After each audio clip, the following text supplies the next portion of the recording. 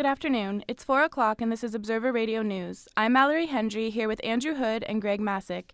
It's -1 and overcast with light flurries outside our East York studio, quite the change from the beautiful spring weather we had earlier this month. Now here are the headlines. President Obama makes a surprise visit to Iraq. The biggest earthquake Italy has ever seen leaves the country scrambling to pick up the pieces. A local couple faces the devastating decision to take their baby off life support, but their hope to help others through organ donation is causing controversy at sick kids. Now to our top news story. President Obama makes a visit to Iraq today to support the troops. He says they are doing extraordinary work and putting their hearts and souls into the war effort. For safety reasons, the trip wasn't made public in advance and no itinerary is available. Obama will be handing out 10 medals of valor while in Baghdad. Aftershocks from the major earthquake that hit Italy on Monday continue today. The quake left over 200 dead and 15 missing. Doctors are tending to well over 1,000 injured residents in field hospitals after the main hospital was hit. The Italian Prime Minister says the government will take care of the thousands left homeless. He plans to build a new town for those who lost their homes. It was the worst quake the country has seen in decades. Still on international news, University of Toronto students are staging a protest against the latest violence in Sri Lanka. Members of Scarborough's Tamil community have family members back in their home country. They show their support by wearing T-shirts with Stop the Genocide printed on them. Selena Mann reports. It is a typical day at University of Toronto Scarborough. Most students walk to their next class discussing their upcoming midterms. But some students are more concerned about the genocide in Sri Lanka. Degrassi Mahindran is one of them. Mahindran is Tamil and her family is from Sri Lanka. She says she believes the civil war has gone on for too long. The Tamil Tigers rebel group and the Sinhalese government have been fighting for 25 years. The violence has recently escalated to what some Tamils are calling genocide by the Sinhalese government.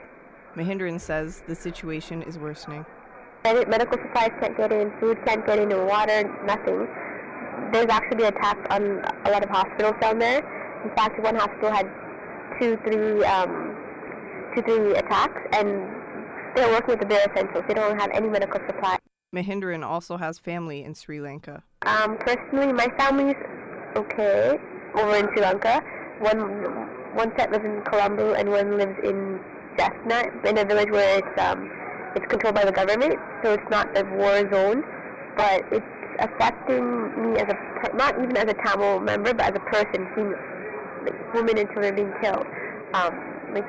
Children, I saw a video where a boy, he lost his arm and he was bandaged, and he was just look on his face of no hope. Mahindran, like other members of the Tamil community, wants the violence to stop and hopes that protesting this genocide will put pressure on the Canadian government to intervene. Selena Mann, Observer Radio News, Scarborough. Coming home now, in Toronto, a family is hoping to find meaning in their tragedy. Jason Wallace and Crystal Vitelli have a 2-month-old daughter with a fatal form of a rare malformation of the brain. With the hope that Kaylee's death will give life to another critically ill infant, her parents want to take her off life support and donate her heart.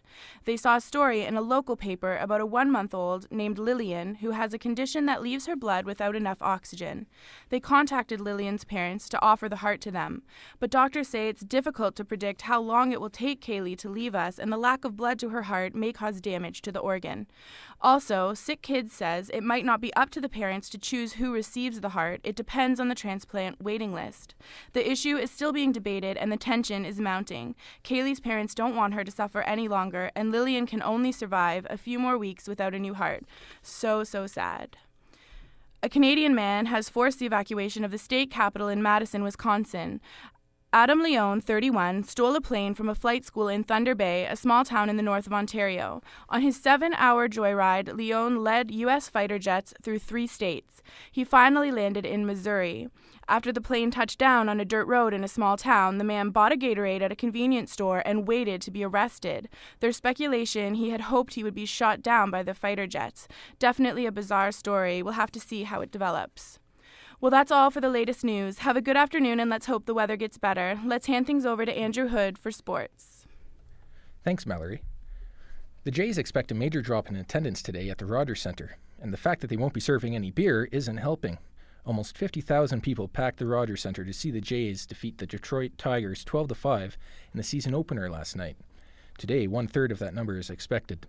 There won't be any beer at the game because of license violations from last season. Part of the penalty is that the center can't serve beer at 2 Jays games and 1 Argonauts game. Pitcher Roy Halladay threw for 7 innings after making a franchise record by starting his 7th season opener. The latest in hockey now. Former Montreal Canadiens general manager Serge Savard said today that he is ready to make a deal to buy the Canadiens. Savard said that he and his real estate partners are ready to make a deal as soon as the team's owner confirms it's for sale.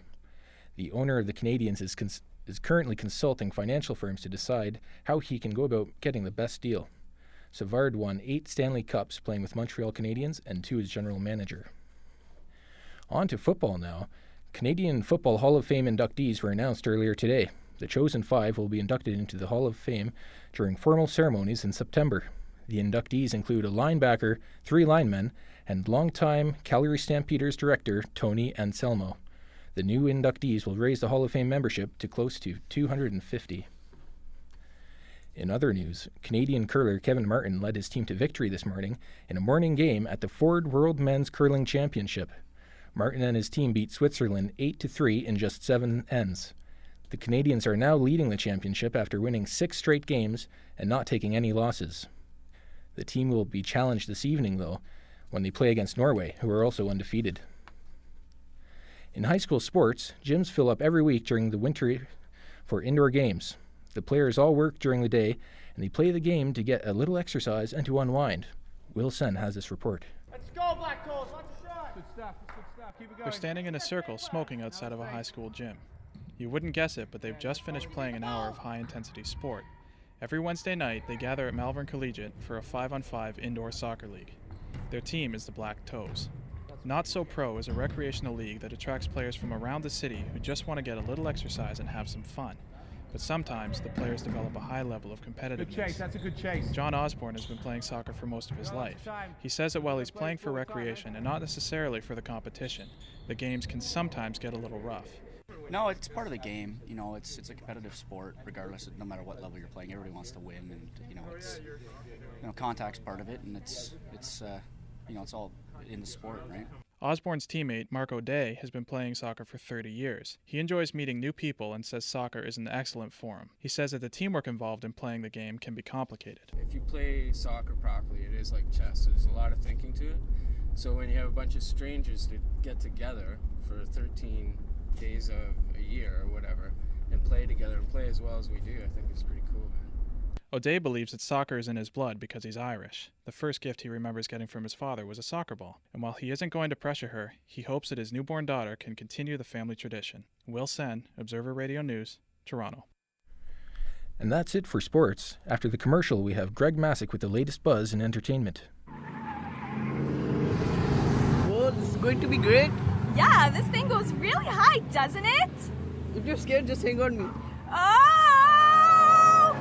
Here do we go? Honey, snap out of it! It's embarrassing! Playland, now open daily. Admissions include unlimited access to 25 rides. Welcome back to the show, and hello everyone out there. I'm Greg Massek, and here's your entertainment news. Think of it as modern art meets modern education. The next generation of contemporary artists is creating a multimedia spectacular in Toronto's East End.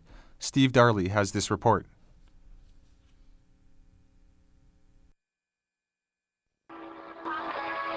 Multimedia art exhibits are nothing new to the city of Toronto. This one, though, is a bit different. The artists are very young. The location is their school, William Burgess Elementary in East York, and for one night only, they transformed the school into a live-action art gallery. In a tribute to Toronto's world-famous Nuit Blanche, they called the exhibit Nuit Burgess. The artist used a mix of styles from traditional paintbrushes to modern-day digital images. Performance art, including music and dance, also took center stage. The night was a celebration of multiculturalism. Teacher Mark Baker was quite literally thrilled with the event. His class performed their own version of Michael Jackson's Thriller. Decided not to have the conventional, concert sort of thing, and we took a page out of the whole Nuit Blanche and decided to have lots of art installments all over the school, and we decided to do part of a dance, really, and so we decided to do the Thriller dance. Hundreds gathered for the exhibition, and the school was buzzing with activity and excitement. Parents were thrilled and flocked the hallways and classrooms eager to see their children's creativity. Tasia Alexiou Pipilas has a son in grade 2. Both of them had been looking forward to the event for weeks. It's worth it because I see my child looking forward every day coming to school. School principal Lynn Strangway was pleased that all 300 students were involved in the exhibition in one way or another. Even with a chaotic start, she can't wait for next year and the second installment of Nuit Burgess. Steve Darley, Observer Radio News, Toronto. In other news, Farrah Fawcett is reportedly in better condition than previous reports have stated. Her doctor told an Associated Press reporter that the Charlie's Angels star is in hospital for cancer treatment, but isn't on death's door, as her producer first reported. The doctor says that she's in hospital receiving treatment for a blood clot that likely formed as a result of treatment for her ongoing battle with cancer. She's expected to leave the LA hospital in a matter of days. Rumors have it that Octomom Nadia Suleiman has gone against her word and penned a deal to have her own reality show. According to PerezHilton.com, the show will not only follow the life of Suleiman and her 14 children, but will also feature her search for new love. There's no word yet on who bought the show or what it'll be called. The only condition? The word Octomom can't be associated with the program. And in some truly shocking and upsetting news from Hollywood, Lindsay Lohan and her girlfriend Samantha Ronson have broken up. Lohan made the announcement last night after denying all weekend that the breakup had happened and told E! News, quote, "We are taking a brief break so I can focus on myself." And that's all for the entertainment news. Thanks for listening. Now let's send it back to Mallory for the wrap-up. Thanks, Greg. That's the news for now. You can hear more coming up in about 15 minutes on the internet on ondemand.centennialcollege.ca. On behalf of all of us here down at Observer Radio News, thanks for listening. Have a great afternoon.